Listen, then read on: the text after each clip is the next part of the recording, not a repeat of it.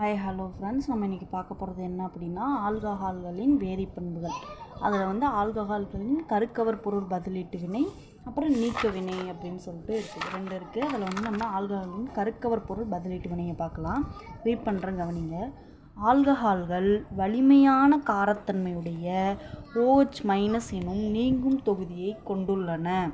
எனவே அமிலத்தை சேர்த்து OH தொகுதியானது முதலில் OH2+ ஆக மாற்றப்படுகிறது அப்படின்னு சொல்கிறாங்க.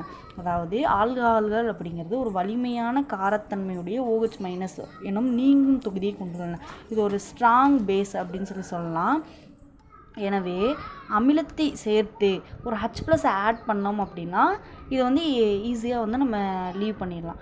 புரோட்டானேற்றம் அடைந்த ஆல்கஹால்களில் காணப்படும் OH தொகுதியை Br போன்ற கருக்கவர் பொருட்கள் எளிதாக பதிலீடு செய்து ஆல்கைல் ஹாலைடுகளை தருகின்றன அப்படின்னு சொல்கிறாங்க. அதுக்கு ஒரு எக்ஸாம்பிள் கொடுத்துருக்காங்க.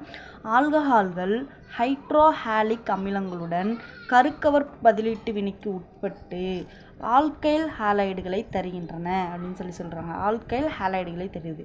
மூவினை ஆல்கஹால்களை பொறுத்தவரையில் வினை நிகழ வெப்பப்படுத்துதல் தேவைப்படுகிறது அப்படின்னு சொல்கிறாங்க. ஒரு எக்ஸாம்பிள் எத்தனால் கொடுத்துருக்காங்க. HBr இதில் வந்து தண்ணி வெளியே போகுது. எப்படி அப்படின்னா ஃபஸ்ட் நம்ம H+ ஆட் பண்ணி இதை OH2 மாறிடும். அடுத்து இந்த OH2 வந்து H2O வெளியே போனதுக்கப்புறம் நம்மளுக்கு கிடைக்கிற ப்ராடக்ட் வந்து CH3 CH2 இப்படின்னு கிடைக்கும். புரோமோ ஈத்தேன் அப்படின்னு கிடைக்கும். ஓரிணைய ஆல்கஹால்களிலிருந்து ஆல்கைல் ஹாலைடுகள் உருவாகும் வினை SN2 வினை வழிமுறையை பின்பற்றுது அப்படின்னு சொல்லலாம். இந்த கண்டிஷனில் தான் நடந்திருக்கும். CH3 ஃபஸ்ட்டு இந்த H போய் சேர்ந்துருக்கும். நெக்ஸ்ட் இந்த H2O வெளியே போய் புரோமோ ஈத்தேன் நம்மளுக்கு உருவாகிருக்கும். இவ்வளோதான். Thank you.